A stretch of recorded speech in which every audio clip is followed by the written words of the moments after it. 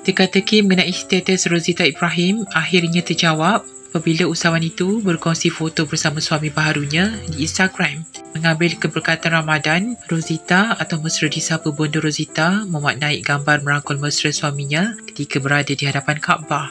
Pasangan itu ketika ini berada di Tanah Suci Mekah bagi mengerjakan umrah. Malah menerusi ruangan caption juga, dia menulis panjang doa kebahagiaan mereka berdua bersama keluarga. Ya Allah, kurniakanlah kami keberkatan di dunia dan kebahagiaan di akhirat. Satukanlah hati kami dengan kasih sayang dan redha. Temukanlah kami dalam syurga yang abadi. Kami sayang anak-anak kami.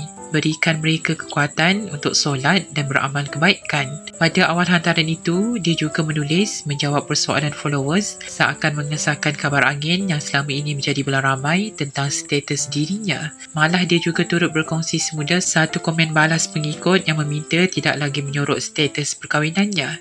Desas-desus perkahwinan Rozita mula menjadi tanda tanya apabila lelaki berkenaan tiba-tiba muncul dalam satu sesi secara langsung ketika dia berada dalam sebuah bilik hotel. Anak kepada Rozita yang dikenali sebagai Ain kemudian mengesahkan ibunya itu kembali bertemu jodoh. Ain bagaimanapun enggan mendedahkan punca Rozita berpisah dengan suami terdahulu.